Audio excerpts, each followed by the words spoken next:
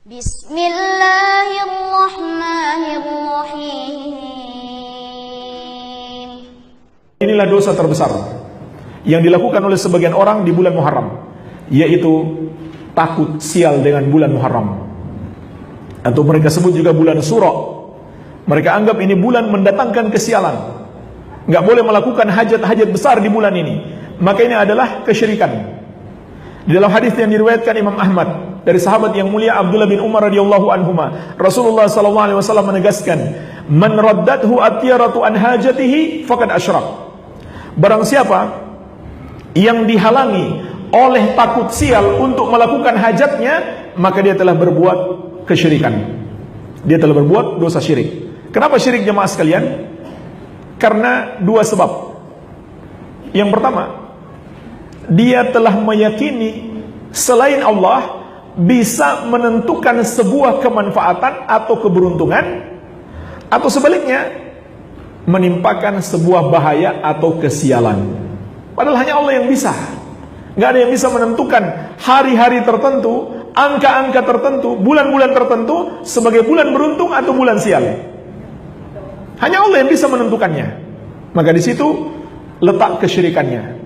Yang kedua, ketika hatinya bergantung kepada hari-hari, angka-angka dan bulan-bulan tersebut, tidak lagi bergantung kepada Allah, tidak lagi bergantung kepada Allah Azza wa Jalla. Ya, jadi yang pertama syirik dalam rububiyah, yang kedua syirik dalam uluhiyah, yaitu dalam ibadah hati. Ibadah hati apa namanya itu? Ibadah hati apa namanya? Bergantung kepada Allah. Tawakal. Wa 'alallahi fatawakkalu in kuntum mu'minin. Dan hendaklah hanya kepada Allah kalian bertawakal kalau kalian benar-benar beriman. Jadi tawakal itu ibadah, ibadah hati. Hati bergantung kepada Allah, sepanjang selama hati kita bergantung kepada Allah, selama itu dicatat pahala. Maka ketika hati kita bergantung kepada hari-hari yang kita anggap beruntung, atau hari-hari kita takuti karena bisa mendatangkan sial, begitu pula benda-benda, jimat-jimat, maka kita berarti telah mempersekutukan Allah Azza wa Jalla. Inilah dosa terbesar yang terjadi di bulan ini karena syirik. Tapi apakah itu syirik besar atau syirik kecil? Jawabannya tergantung keyakinan. Kalau mereka meyakini bulan itu sendiri atau angka-angka itu sendiri, seperti angka 13 yang bisa mendatangkan kesialan dengan sendirinya, bukan Allah, maka itu adalah syirik besar. Syirik besar menyebabkan pelakunya murtad, keluar dari Islam. Tapi kalau mereka meyakini itu hanyalah sebab, dan Allah yang menentukan, menakdirkan adanya keberuntungan atau kesialan, maka itu adalah syirik kecil. Kenapa syirik kecil? Sebab seakan-akan mereka bersekutu bersama Allah dalam menentukan sesuatu sebagai sebab keberuntungan atau kesialan. Iya. Dan syirik kecil bukan berarti dosanya kecil. Syirik kecil adalah dosa terbesar setelah syirik besar. Baik, ini jemaah sekalian yang keempat. Yang kelima, ngalap berkah dari kotoran kerbau bule. Ini ada, mereka lakukan di bulan Muharram ini. Entah tanggal berapa, gak usah cari tahu, jangan ikutan. Dan juga ngalap berkah dari benda-benda yang mereka anggap keramat. Apa hukumnya? Termasuk syirik. Sebagaimana dalam hadis yang diriwayatkan Imam At-Tirmidzi dari sahabat yang mulia Abu Waqid Al-Laythi radhiyallahu anhu, Al-Harith bin Auf. Beliau menceritakan sebuah potongan peristiwa dalam perang Hunain. Tatkala ada sekelompok sahabat baru masuk Islam, mereka belum paham. Tatkala mereka melihat orang-orang musyrik cari berkah dari sebuah pohon, maka mereka pun minta, "Ya Rasulullah, tolong tetapkan untuk kami sebuah pohon untuk mencari berkah." Apa jawab Rasulullah SAW? Beliau bertakbir Allahu Akbar karena kaget, bercampur marah. Lalu beliau bersabda, "Innaha sunan Itu kan tradisinya orang-orang musyrik. Jadi itu juga tasyabbuh. Di samping syirik, itu juga tasyabbuh, menyerupai orang kafir. Qultum walladzi nafsi biyadi kama qalat banu Israil li Musa.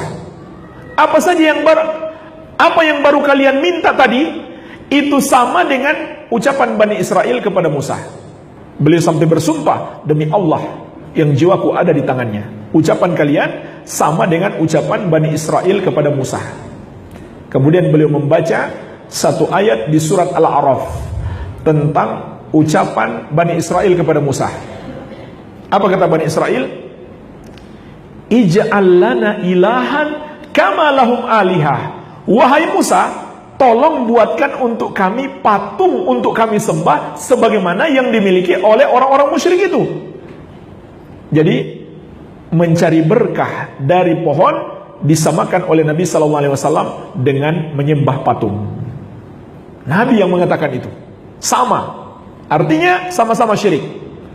Maka Musa mengatakan, qala innakum qaumun tajhalun, sesungguhnya kalian memang orang-orang bodoh.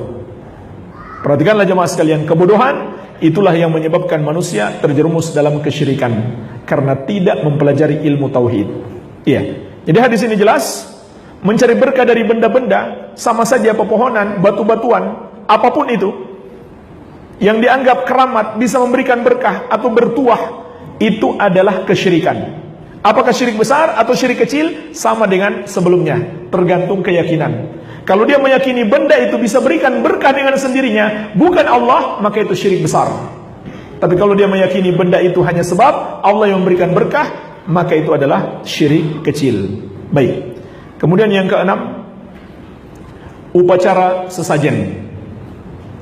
Upacara sesajen. Ini termasuk kemungkaran terbesar yang dilakukan oleh sebagian orang di bulan ini. Apa kemungkaran yang terkandung dalam upacara ini jemaah sekalian? Paling tidak ada 5 kemungkaran dalam upacara sesajen ini. Nah, sebagian orang di bulan Muharram mereka bikin upacara sesajen, ritual tertentu. Ada 5 kemungkaran. Yang pertama, dan ini yang paling parah, mengagungkan setan. Siapa setan yang mereka agungkan? Bahkan mereka namakan dia adalah ratu, yang katanya penguasa di laut tertentu, atau setan lain di gunung tertentu. Kepadanya lah mereka persembahkan upacara tersebut. Ini yang pertama, mengagungkan setan. Subhanallah. Setan yang seharusnya dimusuhi diagungkan.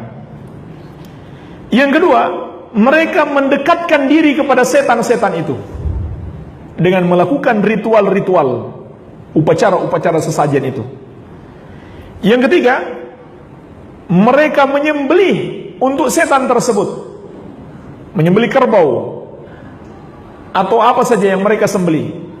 Ini adalah syirik besar, karena menyembelih itu ibadah. Fasholli li rabbika wanhar, salatlah dan menyembelihlah hanya untuk Rabbmu. Maka siapa yang menyembelih untuk selain Allah, dia telah melakukan syirik besar.